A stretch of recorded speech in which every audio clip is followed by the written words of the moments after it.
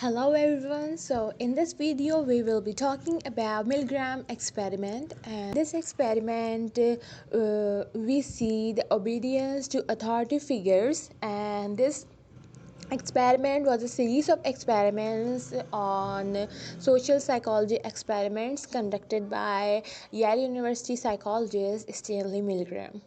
So, in this experiment, they measured the willingness of study participants, men from a diverse range of occupations with varying levels of education, to obey an authority figure who instructed them to perform acts conflicting with their personal consciousness.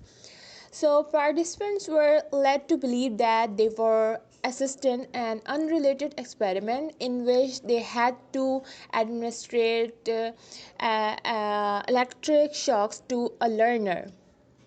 So the participants were basically performing a duty as a learner, and so before we continue, you should know that these electric shocks were fake, and so these fake electric shocks gradually increased to levels from 15 volt to 450 volt, and it was showed to the participant that these electric shocks are real, but it was not. So the experiment found unexpectedly that a very high proportion of subjects would fully obey the instructions reluctantly. Milgram first described his research in a 1963 article in the Journal of Abnormal and Social Psychology, and later discussed his findings in greater depth in his 1974 book Obedience to Authority: An Experimental View.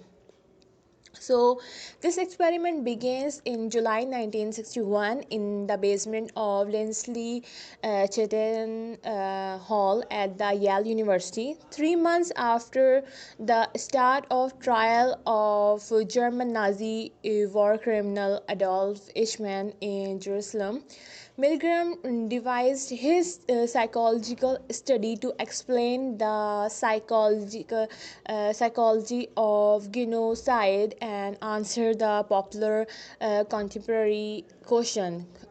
What question that be? That question was: could it be that Eichmann and his millions accomplices in the Holocaust were just following orders? Could we call them all accomplished?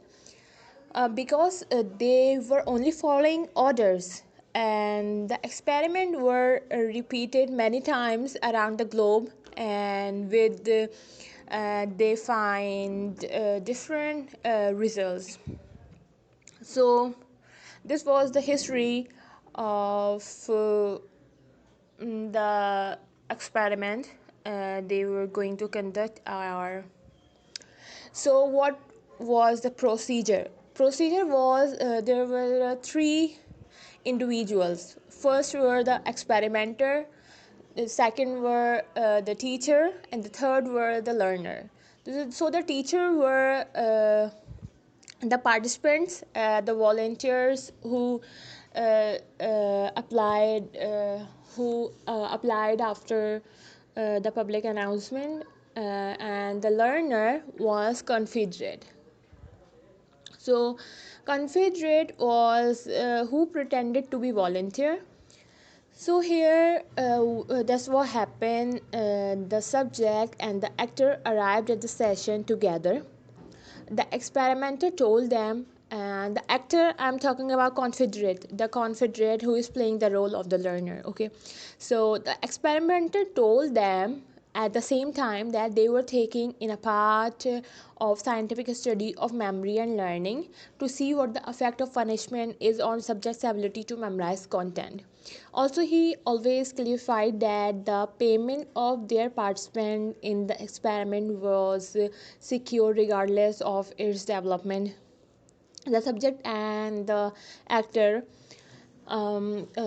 drew slips of paper to determine their roles. Unknown to subject, both slips says teacher.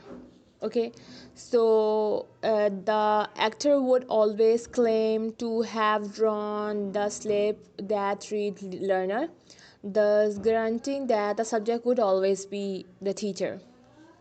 And next, the teacher and learner were taken to an adjacent room where the learner was strapped into what appeared to be an electric shock chair.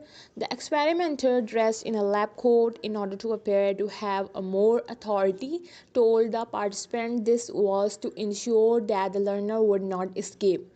In a later variation of the experiment, the Confederate would eventually plead to mercy and yell that he had a heart condition.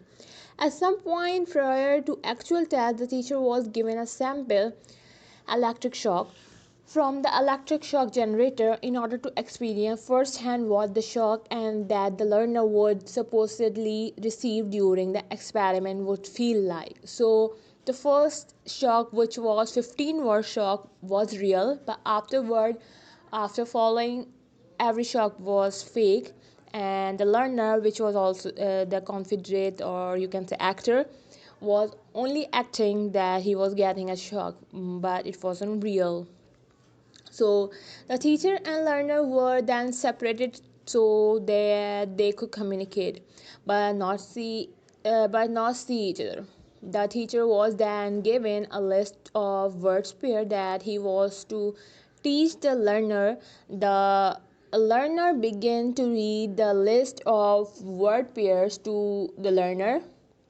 The teacher would then read the first word of each pair and read four possible answers. The learner would press a button to indicate his response. If the answer was incorrect, the teacher would administer a shock to the learner, with the voltage increasing in 5 watt to 450.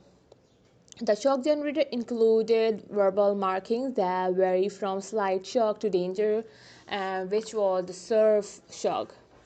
The subject believed that for each wrong answer, the learner was receiving actual shocks, and in reality, there was no shock. After the learner was separated from the teacher, the learner set up a tape recorder integrating with the electroshock generator, which played pre-recorded sounds of each shock's level. As the voltage of the fake shocks increased, the learner began making audible protests, such as banging repeatedly on the wall that separated him from the teacher. In every condition, the learner make or say a sound or the word, or it was just to create a panic or making the situation more intense. When the highest voltage was reached, the learner fell silent. If at any time the teacher indicated a desire to halt the experiment, the experimenter was instructed to give specific verbal prompts that please continue, please go on, the experiment requires that you continue, it is absolutely essential that you continue, like these kind of prompts experiment was saying to the subject to continue on. Even the learner was getting shocked, and teacher basically was also in stress. So the prod was continued on, and if one prod was unsuccessful, if the subject will wish to stop after all four successful prod, the experiment was halted. So it's mean that suppose the experimenter tell the fourth time that no, you have to continue, and again, then and the fifth time the experimenter will tell okay, you can stop to the teacher. But if the teacher only ask so if the teacher asks only one or two times to stop the experimenter didn't let the teacher to stop the experiment. The experiment also had prods to use if teacher made specific comment. Before the experiment started, the prediction happens by all the psychiatrists The participant would refuse to continue well before the 450-volt limit. Psychiatrists predicted that only 0.1% participants would obey the experimenter completely, while 65% of participants, 24 out of 40, obeyed up to the maximum 450 volts. All obeyed up to 300 volts, where the psychiatrist predicted 96% refusal, and these were normal people with no personality disorder who all experiments intense stress during the experiment. Some people explain this by interpreting that the participants were inadvertently recruited sadists. However, they were observed sweating, trembling, stuttering, biting their lips, and groaning as they struggled through the experiment procedure. So let's see the percentage of obedience and how far or how many people followed until the end. So 0 volt to 240 volt, 100% obeyed the order. From 255 volt to 300 volt, 88% obeyed. And 315 to 360, 68% obeyed. 375 to 420, 65% obeyed. And 435 to 450, which was the extreme intense danger, 65% obeyed. Okay, so what was the result? Result was every participant paused the experiment at least once to question it. Most continued after being assured by the experimenter. Some said that they would refund the money they were paid for participants. So here I will quote the from the article of the Milgram, which was published in 1974, and it is stated like this: the legal and philosophic aspects of obedience are of enormous importance, but they say very little about how most people behave in constrained situations. I set up a simple experiment at Yale University to test how much pain an ordinary citizen would inflict on another person simply because he was ordered to by an experimental scientist. Stark authority was pitted against the subjects, which was participants' strongest moral imperatives against hurting others, and with the subjects' ears ringing with the screams of victims, authority won more often than not. The extreme willingness of adults to go to almost any lengths on the command of an authority continues constitutes the chief finding of the study, and the fact more urgently demanding explanation. Ordinary people simply doing their jobs and without any particular hostility on their part can become agents in a terrible destructive process. Moreover, even when the destructive effects of their work become patently clear, but they are asked to carry out actions incompatible with the fundamental standards of morality, relatively few people have the resources needed to resist authority. The original simulated shock generated an event recorder or shock box is located in the archives of the History of American Psychology. Later, Milgram and other psychologists performed variations of the experiment throughout the world with similar results. Milgram later investigated the effect of experiments local on obedience level